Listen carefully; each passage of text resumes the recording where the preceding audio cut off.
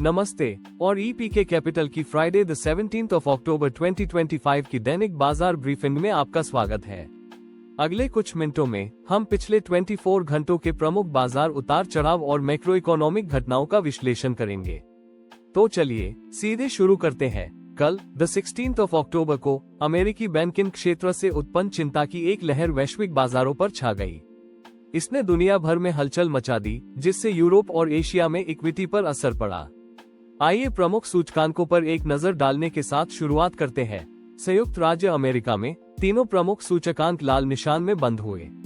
Dow Jones industrial average में लगभग 0.7% की गिरावट आई। S&P 500 ने अपने मूल्य का लगभग 0.6% खो दिया और टेक हैवी नैस्डैक कॉम्पोजिट में लगभग 0.5% की गिरावट देखी गई। यह मंदी की भावना यूरोप में भी दिखाई दी। यूरोपीय बाजार का एक व्यापक मापक स्टॉक 600 अपेक्षाकृत सपाट रहा। हालांकि प्रमुख देश विशिष्ट सूचकांकों ने दबाव महसूस किया। लंदन में FTSE 100 नीचे था।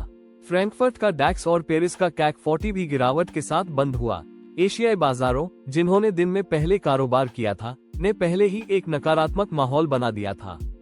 जापान का निकेई 225 नके 225 लगभग 1.4% गिरा। हांगकांग के हैंगसेंग में लगभग 2.5% की महत्वपूर्ण गिरावट देखी गई और चीन में शंघाई कॉम्पोजिट भी लगभग 2% नीचे था।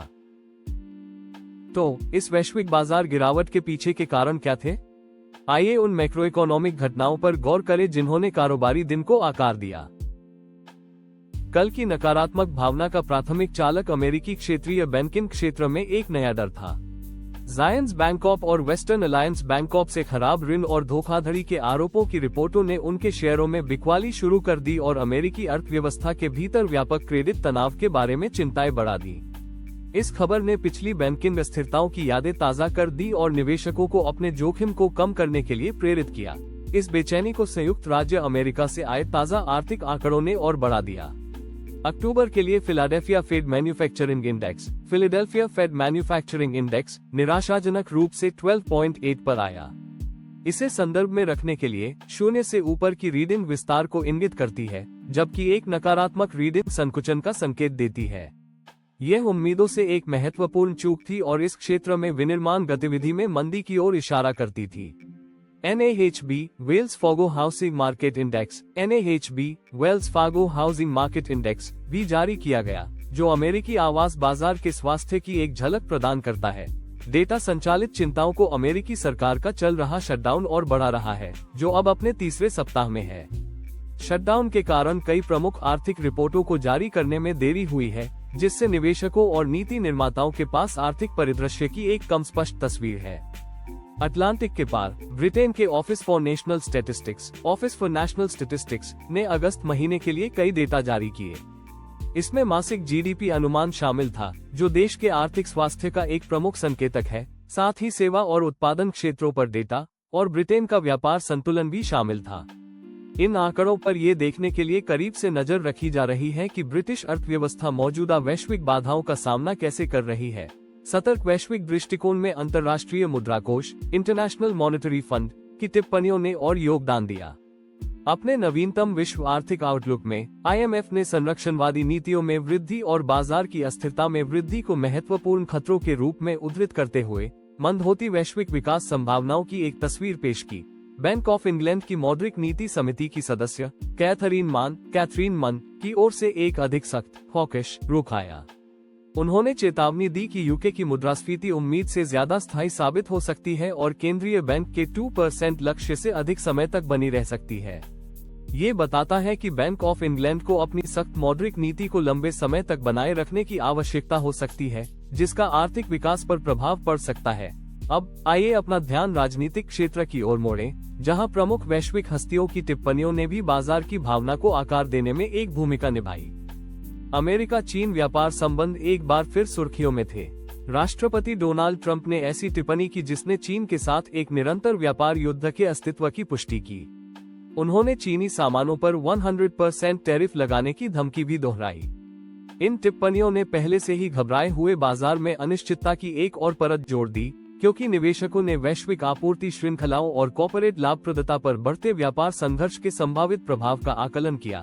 इस बीच यूरोप में फ्रांसीसी राजनीति में एक उल्लेखनीय विकास हुआ। प्रधानमंत्री सेबास्टियन लेकोर्नू की सरकार ने अपने विवादास्पद पेंशन सुधारों को निलंबित करने का फैसला किया।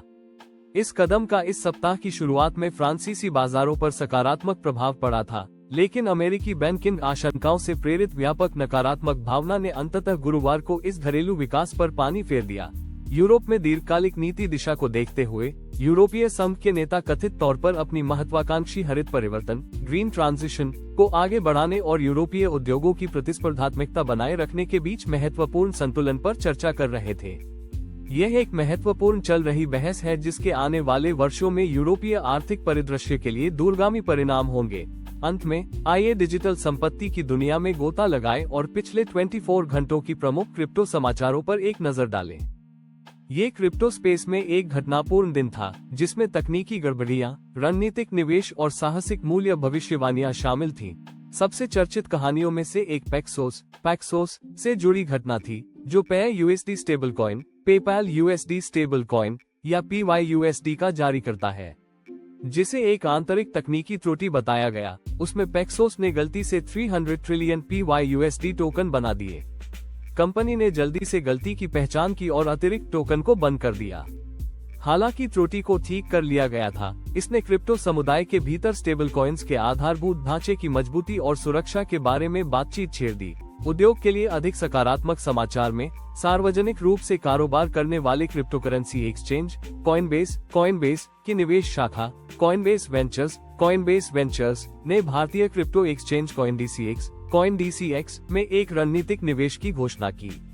इस क्षेत्र में ऐतिहासिक रूप से मौजूद नियामक अनिश्चितताओं के बावजूद इस कदम को दक्षिण एशियाई क्रिप्टो बाजार की क्षमता में विश्वास के एक महत्वपूर्ण वोट के रूप में देखा जा रहा है। मूल्य गतिविधि को देखते हुए टॉम ली और आर्थर हेज सहित कुछ प्रमुख क्रिप्टो विश्लेषकों ने इथेरियम पर अपना बुलिश तेजी का रुख दोहराया। उन दोनों ने अपनी भविष्यवाणी को बनाए रखा कि ईथर की कीमत 2025 के अंत से पहले $10,000 तक बढ़ सकती है। यह इथेरियम नेटवर्क और उसके मूल टोकन के भविष्य के बारे में कुछ बाजार सहभागियों के बीच निरंतर आशावाद को उजागर करता है। दूसरी ओर ये डॉगकॉइन धारकों के लिए एक कठिन दिन था।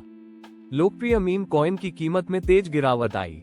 हालांकि कुछ ऑन चेन डेटा विश्लेषकों ने सुझाव दिया कि अल्पकालिक मूल्य अस्थिरता के बावजूद डॉजकॉइन के दीर्घकालिक मूल तत्व मजबूत बने हुए हैं, जिसमें दीर्घकालिक धारकों द्वारा संचय के सबूत हैं। अंत में डिजिटल संपत्ति क्षेत्र में निरंतर संस्थागत रुचि के संकेत में एंड्रीसन होरोविट्ज के क्रिप्टो केंद्रित फंड A16Z क्रिप्टो ने सोलाना इकोसिस्टम में एक महत्वपूर्ण निवेश किया। वेंचर कैपिटल की इस दिग्गज कंपनी ने सोलाना ब्लॉकचेन पर एक प्रमुख प्रोटोकॉल जीटो में $50 मिलियन का निवेश किया। यह निवेश लेयर 1 ब्लॉकचेन स्पेस के भीतर बढ़ती प्रतिस्पर्धा और नवाचार को रेखांकित करता है। संक्षेप में, कल पारंपरिक बाजारों में जोखिम से बचने की भावना का दिन था, जो अमेरिकी क्षेत्रीय बैंकिंग क्षेत्र से उत्पन्न चिंताओं से प्रेरित था। कुछ निराशाजनक आर्थिक आंकड़ों और चल रही राजनीतिक अनिश्चितताओं ने इसे और बढ़ा दिया।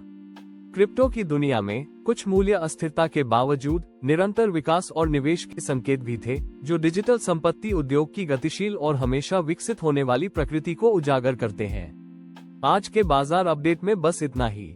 सब्सक्राइब करना न भूलें और कल सुबह फिर से हमारे साथ जुड़ें, क्योंकि हम अपनी वित्तीय दुनिया को आकार देने वाली घटनाओं पर नजर रखना जारी रखेंगे। देखने के लिए धन्यवाद।